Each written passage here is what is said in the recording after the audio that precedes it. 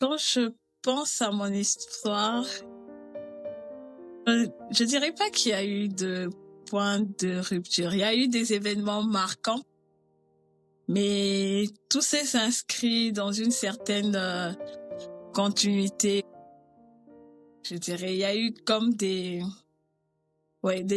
événements marquants, mais l'histoire reste, la trame reste pareille. L'histoire reste, selon moi, une continuité. Ça se poursuit avec des pics, on va dire des pics avec des hauts, des pics avec qui descendent, avec des creux. Donc vraiment, pas quelque chose de linéaire. Le fait de quitter le Congo pour la France, ça a été un événement marquant. Le fait de quitter la France, par exemple, pour le Canada, ça aussi, ça a été un événement marquant et tout. Juste les voyages là où tu déménages, où tu quittes ton environnement, où tu changes complètement de tout en tout. Pour moi, c'est des événements qui ont été marquants dans la vie, mais je trouve que l'histoire, ça fait partie de la continuité. Je pense pas que je sois restée la même. Ce sont des événements qui ont quand même défini certains autres traits de ma personnalité. Je dirais, par exemple, mon voyage de Kinshasa à la France, c'est une rupture, c'est complètement différent. Tu quittes la famille, tu quittes l'environnement familial pour devenir autonome, pour être tout seul dans un autre pays. C'est quelque chose qui te change parce que tu dois développer des compétences, connaissances ou des aptitudes que peut-être que tu n'avais pas eu le temps d'exprimer avant. Je suis jeune, tu arrives dans un pays que tu connais pas grand monde. C'est la première fois où tu dois habiter tout seul. C'est la première fois où je suis comme responsable de moi-même parce que j'ai pas besoin de demander la permission pour sortir, j'ai pas besoin de demander la permission pour rentrer, j'ai pas besoin de me faire valider pour qui je côtoie pas. Donc, ça apporte une grande liberté à, pour la première fois.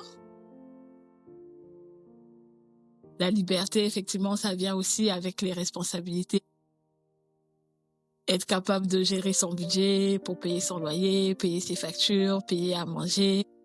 C'est sûr que moi, j'ai eu la chance au début, même pendant toutes mes études, mes parents ont financé mes études pour l'essentiel. Mais donc, j'ai pas eu besoin forcément d'aller chercher du travail tout de suite.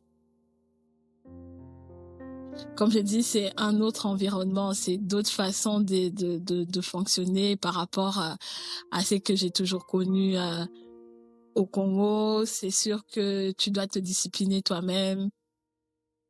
Étant quelqu'un qui n'est pas très discipliné de nature et tout, donc c'est un gros challenge au début parce que il faut toi-même te dire que j'ai cours, il faut que j'aille à l'école, il faut que je fasse mes révisions, il faut que je fasse mes devoirs, et préparer mes examens. Il y a plus quelqu'un en fait qui est derrière toi.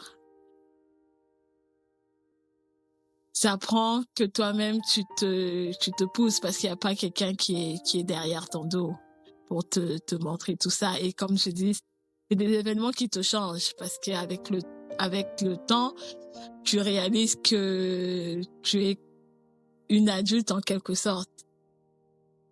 Tu es responsable de toi-même. Il n'y a pas papa, maman, il n'y a pas quelqu'un derrière.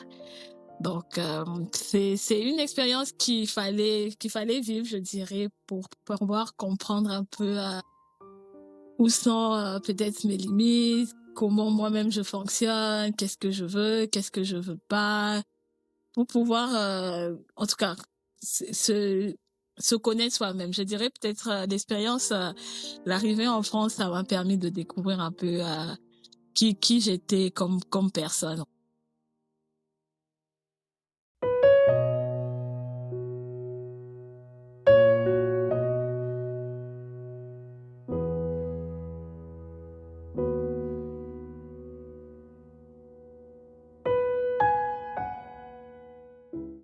Le Canada, c'était plus en matière d'opportunités. C'était la recherche d'opportunités parce que voilà, il y avait, on disait qu'il y avait du travail ici, et puis il y avait la possibilité d'avoir ben, les papiers tout simplement pour pouvoir travailler. Donc c'est ça vraiment qui m'a emmené au Canada. Pas spécialement d'attente élevée, c'était vraiment quelque chose de très basique et tout, trouver du travail et puis gagner de l'argent, faire comme tout le monde, acheter une maison, fonder une famille, rien de bien extraordinaire pour le Canada. Mais j'avais quand même l'a priori selon lequel les pays occidentaux se ressemblaient beaucoup. Parce que je me disais, ah ben, la France, le Canada, c'est des pays occidentaux sont développés à peu près pareil, c'est à peu près les mêmes choses, donc ça devrait pas être compliqué. Donc je pensais que mon expérience en France était un atout, et je pense que peut-être oui. Le fait que voilà, je me disais, je connais déjà un peu, donc ça va être plus facile. Ça s'est pas vraiment passé comme je l'avais imaginé. Sûr que c'est semblable dans certains points, mais c'est aussi différent dans certains autres points. Le Canada et la France, c'est pas du tout pareil. Un autre pays, c'est ça que j'ai compris aussi par la suite. Un autre pays, c'est un autre pays, c'est une autre culture. Il y a l'individualité de chaque culture qui intervient. Donc, même si on a déjà l'expérience d'avoir fait un premier déménagement, on va dire, une première adaptation, une première intégration, ça donne quelques pistes, mais c'est sûr que pour moi, avec le recul, je me dis quand tu arrives quelque part, veux pas, tu connais rien au fait. En gros, tu connais rien. Il faudra toujours s'intégrer, découvrir, comprendre les mécanismes sur place, comprendre un peu comment ça fonctionne et tout. Donc, c'est toujours différent. Si je peux conclure comme ça, c'est toujours différent d'arriver quelque part d'autre.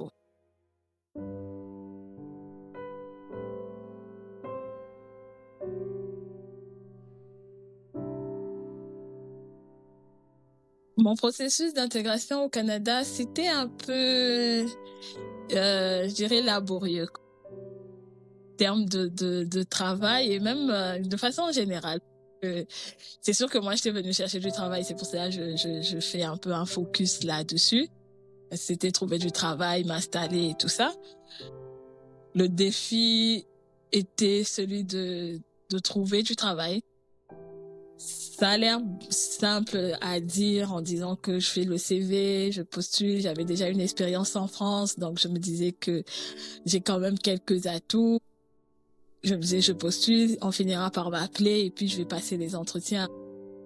C'était vraiment pas ça, du tout. C'était pas ça parce que j'ai postulé longtemps et c'était quand même assez difficile de ne même pas avoir d'appel. Parce que c'est pas juste avoir un appel, c'était quelque chose. Donc avoir un entretien, c'était encore le plus waouh. Mais juste avoir des appels, c'était très très très difficile. Et dans ces genres de situations, on se remet beaucoup en question parce que je dis, est-ce que c'est mon CV? Est-ce que c'est mon expérience? Est-ce que je fais pas la bonne affaire? Est-ce que je cherche pas dans les bons sites? Est-ce que je ne parle pas assez aux bonnes personnes? Parce qu'effectivement, quand on arrive, on a beaucoup d'informations. Ben, chacun te partage son expérience en fonction de ce que eux ils ont vécu. Donc, tu as quand même beaucoup d'informations qui t'arrivent de partout. Et comme tu es dans le besoin, tu veux quand même aussi bien faire. Tu les prends un peu tous, tu les essayes un peu tous, et quand tu vois que ça marche pas, que ça fonctionne pas du tout, tu te remets beaucoup en question. Tu te dis mais qu'est-ce qui se passe? Est-ce que c'est moi qui ai un problème? Est-ce que c'est moi qui sais pas comment ça fonctionne? Est-ce que c'est moi qui comprends pas comment le marché fonctionne? Est-ce que mon CV est bon? Mon CV est pas bon?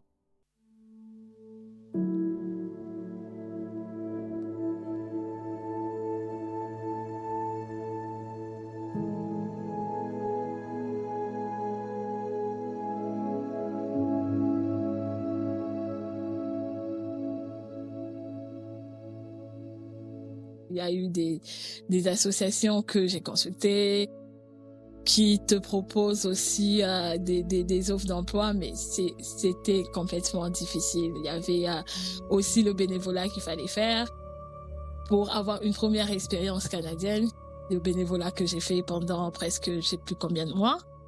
Ben tout ça, ça donnait pas le travail que je voulais. C'est pas que je travaillais pas, parce que j'ai quand même pu trouver un petit boulot, ben plusieurs petits boulots avec le temps. Mais c'était pas le travail que moi je voulais faire en fonction de mes études. Donc c'était pas pour ça que j'étais venue. J'étais pas venue pour faire des petits boulots ou des choses comme ça. Mais même pour trouver ces petits boulots-là, il fallait quand même aussi batailler.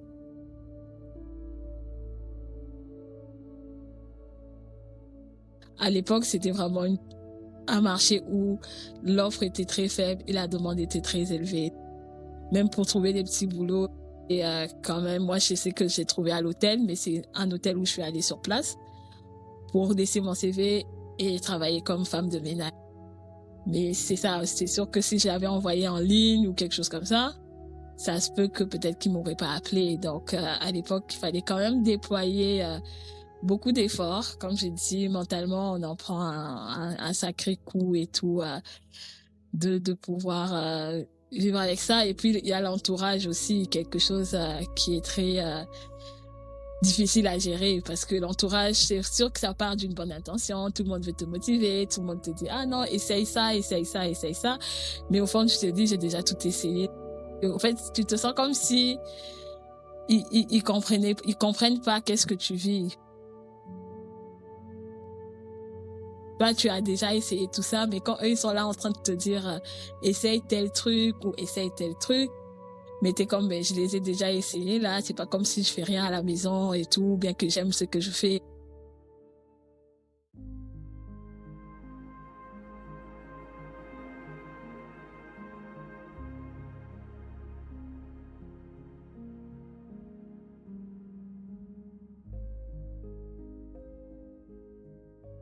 Avoir vécu tout ça, avoir vécu tout ça m'a beaucoup changé, m'a énormément changé, parce que c'est face à l'adversité que je dirais qu'on trouve sa force intérieure, trouve ses moyens de défense ou des moyens de survie.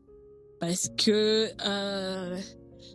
quand on n'a pas vraiment le choix, on se crée on se crée des situations, dans le sens où j'avais pas le choix que de continuer à essayer. J'avais pas le choix que de continuer à avancer, parce que si j'abandonnais, j'allais faire quoi? Et c'est quand, en fait, t'as pas le choix que tu trouves les ressources pour pouvoir avancer et puis continuer je dirais, de croire. Pour ma part, effectivement, je suis quelqu'un d'assez positif et tout, mais ça a quand même duré un bon 5 ans où j'ai tourné dans différents petits boulots. Et ça demande de se donner, en fait, de trouver d'autres sources de bonheur. Parce que si pendant cette époque-là, j'étais juste concentrée à non, j'ai pas encore le travail que je veux, j'ai pas encore le travail que je veux, c'est sûr que ça serait une dépression ou quelque chose comme ça. Donc, comme j'ai dit, c'est des moyens de survie. Tu te remets en question. Je me suis dit, je me définis pas par mon travail, même si autour de toi, les gens ont toujours tendance à te demander, ah, tu travailles où? Qu'est-ce que tu fais? Nanani. Et puis, tu te sens un peu mal quand tu dis un travail alors qu'il n'y a pas de sous-métier, mais tu te sens un peu mal avec toutes les études que tu as faites, et puis ne pas travailler dans le domaine ou bien proche du domaine dans lequel tu es. Ça déstabilise. Mais comme je dis, si tu n'as pas le choix que d'avancer, d'être heureux, de profiter, il faut que tu trouves les moyens de le faire.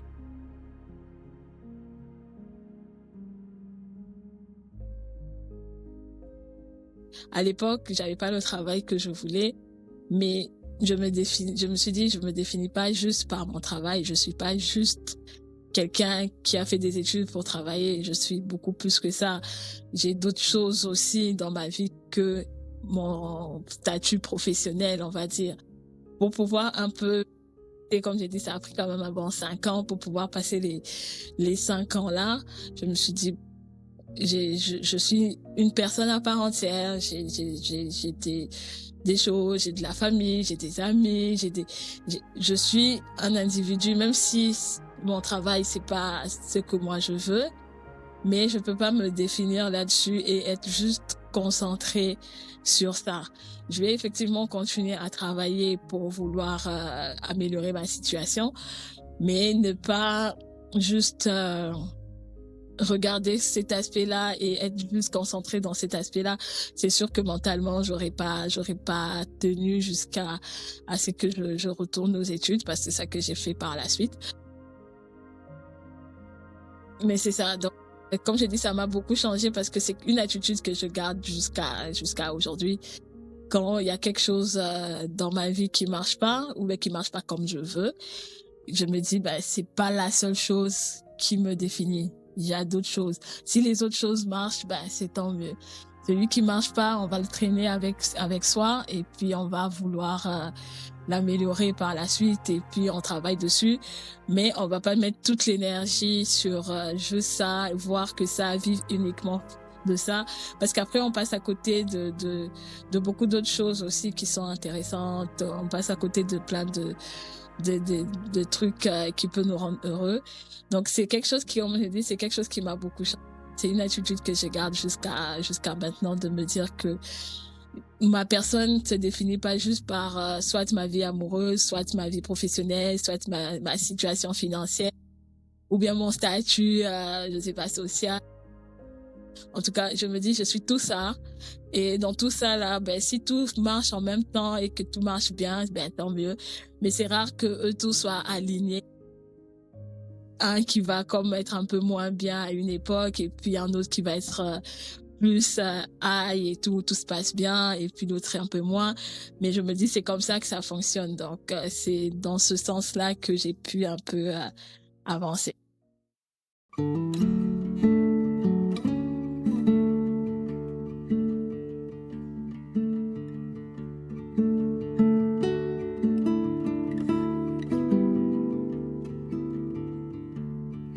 En fait, je me dis qu'il y a une palette de choses qui sont aux alentours. La vie sociale la vie spirituelle et sociale qui m'a beaucoup aidée.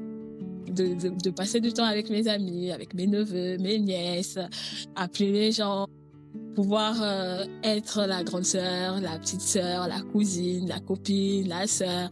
En tout cas, être ça, ça me donnait on va dire, de la valeur, et je me dis que ça a un sens. Je suis pas là pour rien, je traîne pas juste en train de traîner le boulet du travail avec moi.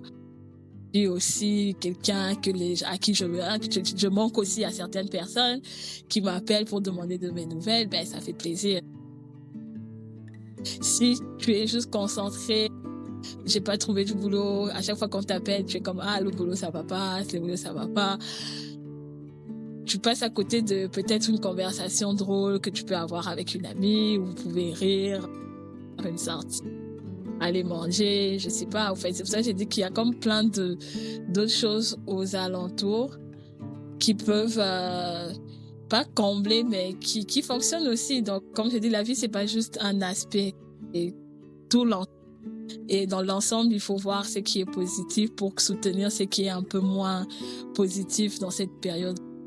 Et je me dis que ça peut aller aussi plus loin, peut-être dans l'autre sens, je sais pas, peut-être dans l'avenir, c'est pas encore arrivé, ou peut-être mon travail, ça va être super, super, super, que peut-être c'est mon travail qui va m'aider peut-être à pallier peut-être une souffrance, je sais pas, dans ma vie sociale, ou peut-être ça ira peut-être moins, ou j'ai peut-être moins je sais pas, je suppose, en fait, mais je le vois vraiment comme ça, comme un ensemble. Il y a toujours du positif, en fait. Ça peut pas tous mal aller en même temps, en fait. C'est ça.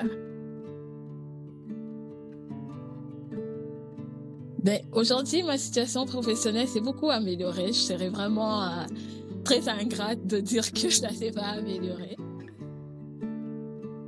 C'est devenu vraiment moins pénible de chercher un emploi, ou de changer un emploi, ou de trouver. Ma situation professionnelle aujourd'hui comme je serais très ingrate de dire que ça va pas comme je l'aimerais, mais c'est mieux que là où j'étais.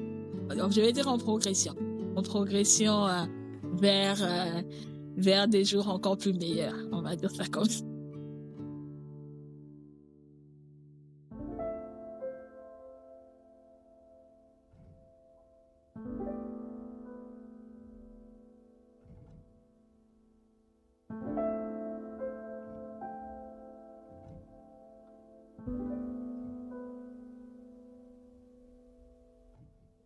Quand je regarde en arrière et que j'essaie de voir la différence entre la Gudule du début au Canada et actuellement, je dirais que la Gudule des débuts était assez naïve. Je suis comme un peu moins naïve dans...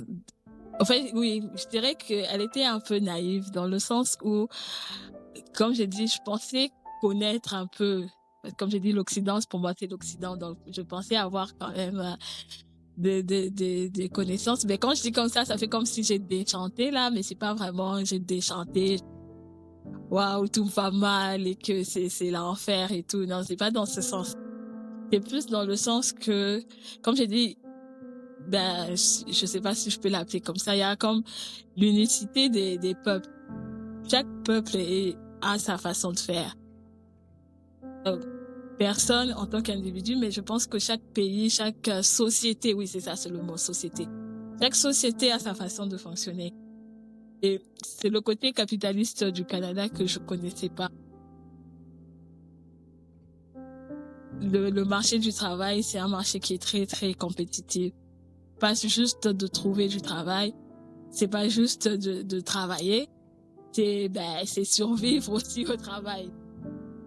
Il y a tout ce qui va avec, en fait. C'est pas juste, c'est pour ça que j'ai dit qu'il y a la naïveté où je trouve le travail et puis c'est bon. Mais il y a pas juste ça.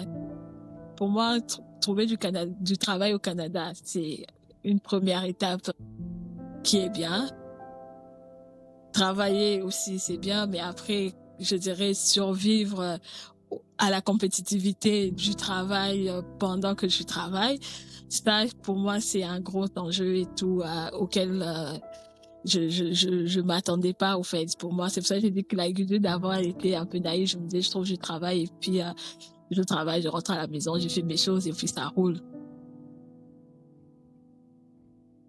Mais non, il y a beaucoup de compétitivité dans le travail, beaucoup d'enjeux et tout. Ça demande d'être quand même assez, je sais pas, assez alerte peut-être au travail et tout. Il y a tout un mécanisme pour survivre au travail.